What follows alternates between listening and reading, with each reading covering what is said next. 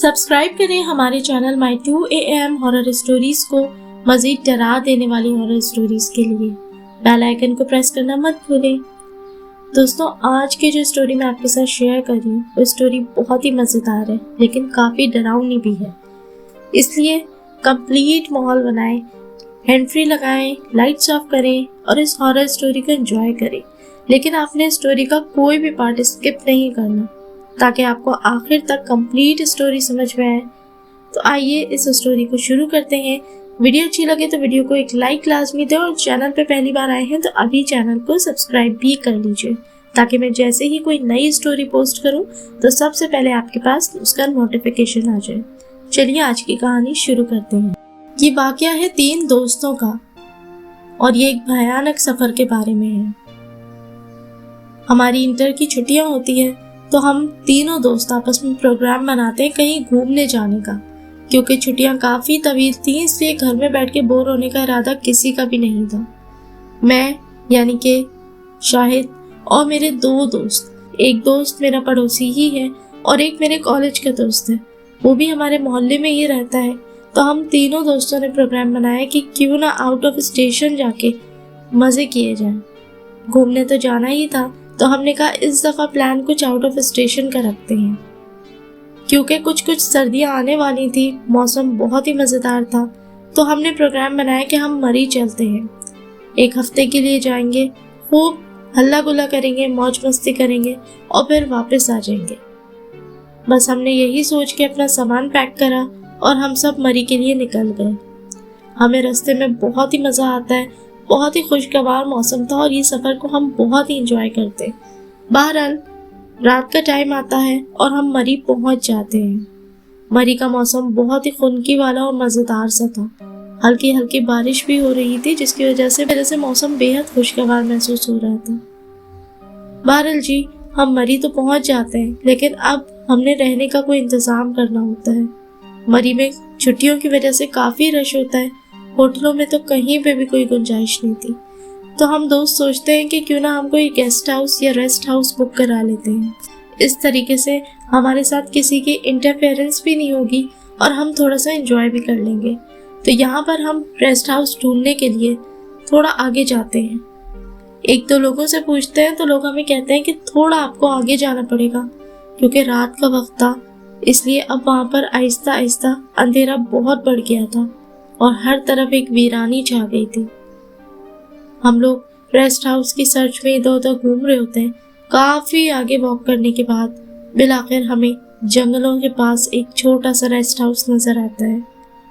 हम वहाँ जाते हैं और वहाँ के ओनर से पूछते हैं कि रेस्ट हाउस मिल सकता है। उसने कहा जी सर, ये रेंट के लिए खाली है। बस हम 3 दोस्त बहुत ही मुनासिब से रेंट में उस रेस्ट हाउस को बुक कर लेते हैं, क्योंकि ये मरी से मेन जगह से काफ़ी हटके था, थोड़ा अंदर दूर जंगलों की तरफ सुनसान जगह पे था। लेकिन होटलों के रश से बचने के लिए हमें ये बहुत ही अच्छा ऑप्शन लगा, तो हम तीनों ने यही बुक करा लिया। बहरहाल हम रात में वहाँ पर स्टे करते हैं और हमारी रात बहुत ही पुरसुकून और आरामदेह गुजरती है। अगला दिन आ जाता है, हम लोग दोस्त थोड़ा घूमते फिरते हैं, हल्ला गुल्ला करते हैं और फिर वापस रेस्ट हाउस आके सो जाते हैं। अब जब हमारी आँख खुलती है तो रात के 10 बज रहे होते हैं। लेकिन हम लोग प्लान बनाते हैं, क्योंकि सभी सो कर उठ चुके थे, इसलिए सबने सोचा कि चलो घूमने निकलते हैं। इस वक्त थोड़ा सा रश भी कम होगा रात की वजह से और हम सुकून से मुख्तलिफ जगहों को देख भी पाएंगे। ये सोच के हम तीनों दोस्त निकलते हैं और हम पहाड़ों की तरफ निकल जाते हैं। घूमते घूमते हमें एक बहुत ही पुरानी सी हवेली नज़र आती है। वो मेन मरी से काफ़ी अंदर जाके पहाड़ों की तरफ थी। हमें ये देख के बहुत ही इंटरेस्टिंग लगा। हम में से एक दोस्त ने कहा चलो यार, इस हवेली को अंदर से एक्सप्लोर करते हैं। लेकिन हम दोनों बाकी दोस्तों ने मना कर दिया, क्योंकि वो देखने से बहुत ही क्रीपी और बहुत ही ओल्ड सा लुक दे रही थी। ऐसा लग रहा था जैसे सदियों से खाली पड़ी हुई है। लेकिन मेरे उस दोस्त ने कहा चलो यार, घूमने आए हैं, कुछ ना कुछ एक्सप्लोर तो ज़रूर करते हैं। अंदर जाके देखते हैं कि पुराने दौर की हवेली कैसी बनी हुई है और ये इतने वीराने में क्यों बनी है, ये आबाद क्यों नहीं है। चलो चल के देखते हैं। मेरे तीसरे दोस्त ने कहा यार, तुम लोग पागल हो गए हो क्या? ये हवेली मुझे बहुत ही खतरनाक लग रही है, यहाँ जाना मुनासिब नहीं है। लेकिन मेरा दोस्त जिद पे अड़ गया और उसने कहा कि यार चलो अंदर जाके देखते तो हैं, अगर कुछ अजीब लगा तो हम बाहर आ जाएंगे। चलते चलते हम उस हवेली के पास पहुंच जाते हैं और उसके अंदर चले जाते हैं। अंदर से वो बहुत ही बढ़िया कुशादा हवेली थी। उसके आसपास बहुत ही सन्नाटा था, वो बिल्कुल सुनसान अंधेरे में हवेली थी। हम वहाँ बात भी कर रहे थे तो हमारी आवाज़ काफ़ी गूंज रही थी। खैर, हम तीनों दोस्त अंदर चलते हैं। अंदर जाके उसे इन्वेस्टिगेट करते हैं, थोड़ा सा घूमते फिरते हैं। वो बहुत ही खूबसूरत बनी हुई थी, लेकिन खाली होने की वजह से अब काफ़ी धूल मिट्टी में लिपटी हुई थी। हम सारे दोस्त आगे चलते हैं और थोड़ा सा आगे उसके मेन हॉल में पहुंचते हैं। ये बहुत ही बड़ा हॉल था जो थोड़ा सा सीढ़ी नीचे उतर के था। हॉल पूरा खाली पड़ा हुआ था, जगह जगह जाले लटके हुए थे। बहुत ही पुरानी और खस्ता हाल से हवेली हो गई थी। वहां पर जगह जगह कुछ तस्वीर लगी हुई थी। हमने उस तस्वीर को देखा तो ऐसा मालूम हो रहा था जैसे ये इसके मालिकान की तस्वीरें हैं जो पहले यहाँ रहा करते थे। वो बहुत ही इंटरेस्टिंग तस्वीरें थी। हम उसे देखने में बिल्कुल मगन हो गए।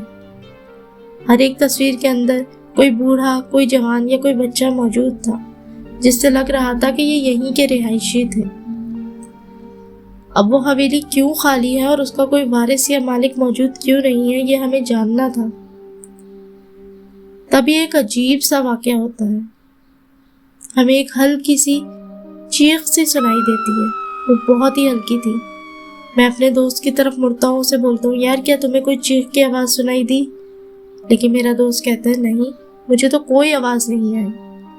ये मेरे लिए बहुत ही हैरत ज़दा था, क्योंकि आसपास बिल्कुल सन्नाटा था, दूर दूर तक कोई भी नहीं था। खासकर ये रात का वक्त था जब पहाड़ों में ये हवेली बिल्कुल सुनसान थी। मुझे लगा शायद कोई जंगली जानवर होगा जो पहाड़ों में अक्सर मौजूद होते हैं, उनमें से ही किसी की आवाज़ होगी। मैं तस्वीरें देखते देखते आगे पहुंचता हूँ तो वहां मुझे एक शख्स की तस्वीर नजर आती है। उस तस्वीर को देख के मुझे बिल्कुल ऐसा एहसास होता है जैसे ये कोई जिंदा शख्स है जो फ्रेम में खड़ा हुआ है। मुझे बार बार उस तस्वीर में हल्की सी हिलजुल महसूस हो रही थी। मैंने बाकायदा तौर पे देखा जैसे किसी ने हल्के से आंखें झपकाई हों। ये सब मेरे लिए बहुत ही हैरत ज़दा था। अब मुझे उस जगह से बेइंतहा डर लगने लग गया था। तभी हमें एक और हंसी की आवाज़ सुनाई थी। वो किसी औरत की हंसी थी जो कि बहुत ही तंजिया हंसी थी। मैंने अपने दोस्तों की तरफ देखा। इस दफ़ा ये आवाज़ उनको भी सुनाई दी थी। मेरे दोस्तों को और मुझे अब बहुत ही डर लगने लग गया था। हम सब ने सोचा कि हम यहाँ से वापस चलते हैं। हमारा दिल तेज तेज धड़क रहा था। जैसे ही हम बाहर जाने के लिए पलटते हैं तो मुझे अपने पीछे से आवाज़ आती है, तुम यहाँ क्या कर रही हो? ये देख के मैं फौरन पीछे पलटता हूँ, लेकिन मुझे कोई भी नजर नहीं आता। मुझे बहुत खौफ आ रहा था और मैं तेजी तेजी आगे मेन गेट की तरफ चलने लग गया। मैं तकरीबन भाग ही रहा था। वहाँ बहुत सी आवाजें थी जो हमने सुनी, लेकिन नजर कोई भी नहीं आ रहा था। हम उस हॉल से सीढ़ियाँ चढ़ के ऊपर वापस मेन गेट की तरफ आने लगते हैं। तभी अचानक हवा में धुएं जैसा एक चेहरा बनता हुआ नजर आता है, जो अचानक हमारे सामने आ जाता है। हम बहुत ही घबरा जाते हैं और ये उसी शख्स का चेहरा था जिसको मैंने तस्वीर में देखा था। उस चेहरे को देख के मेरे दोस्त की जोरदार चीख निकल जाती है। अचानक वो चेहरा गायब हो जाता है और हम लोग सब भाग के गाड़ी में जाके बैठ जाते हैं। लेकिन गाड़ी में बैठते के साथ ही जो हमारे साथ हुआ वो उससे भी ज्यादा खतरनाक है। हम जैसे ही गाड़ी में जाके बैठते हैं तो मेरी नजर अपनी गाड़ी की विंड स्क्रीन पे पड़ती है और उस विंड स्क्रीन पे वही चेहरा छाया हुआ होता है, उसी धुएं की तरह। मैं और मेरे दोस्त बहुत घबरा जाते हैं। हम तेजी से गाड़ी को स्टार्ट करने की कोशिश करते हैं, लेकिन हमारी गाड़ी वहां पर बिल्कुल स्टार्ट नहीं हो रही होती। सेल्फ मारते मारते ऐसा लग रहा होता है जैसे ठंड के मारे गाड़ी भी जम गई है। हम लोग बहुत ही परेशान हो गए थे। डर के मारे हम लोग कांप रहे थे। मेरा दोस्त सेल्फ मारता रहा। अचानक ही हम तीनों ने सुना, तुम कभी वापस मत आना। बस ये जुमला सुनना था और हमारी गाड़ी स्टार्ट हो गई। हमने तेजी से गाड़ी दौड़ाई और हम वहां से बाहर निकल आए। बहुत ही तेज गाड़ी चलाते चलाते हम लोग 15 मिनट के अंदर रेस्ट हाउस पहुंचे और अपने अपने कमरों में जाके अपने बिस्तरों में दुबक गए। हम लोग बहुत ही शदीद डर गए थे। अब हम सबको समझ में आ गया था कि वो हवेली इतनी दूर वीराने में क्यों बनी हुई है और होटलों में इतना रश होने के बावजूद इतनी बड़ी हवेली को खाली क्यों छोड़ा गया है और क्यों उसे कोई यूटिलाइज नहीं कर रहा। ये बहुत ही डरावना वाकया था। हालांकि हमारा रेस्ट हाउस बहुत ही अच्छा था, उसमें हमारा बहुत ही पुरसुकून सफ़र गुजर रहा था, लेकिन हम सब इतना डर गए थे कि हमने अगले ही दिन पैकिंग करी और हम लोग वापस कराची आ गए। ये इतना डरावना सफ़र था जो मैं अपनी ज़िंदगी में आज तक नहीं भूल पाया। आज इस वाक़ये को काफ़ी साल बीत गए हैं, लेकिन अब भी कभी अगर कोई मरी जाने का इरादा करता है तो हम लोग इनकार कर देते हैं। वो डर हमारे दिमागों में बैठ चुका है जिसके बारे में सोचते हुए भी खौफ आता है। दोस्तों, ये एक बहुत ही खौफनाक सफ़र की कहानी थी। उम्मीद है आप लोगों को ये स्टोरी अच्छी लगी होगी। अगर अच्छी लगी है तो इसको ज़्यादा से ज़्यादा अपने दोस्तों के साथ शेयर करें, वीडियो को लाइक करें और चैनल को भी सब्सक्राइब करें और सब्सक्राइब करके बेल आइकन को ऑल पे क्लिक करें। इंशाल्लाह बहुत ही जल्द एक नई स्टोरी लेके आप लोगों के साथ हाजिर होंगी। अपना रखें ढेरों ख्याल। टिल देन, अल्लाह हाफिज़।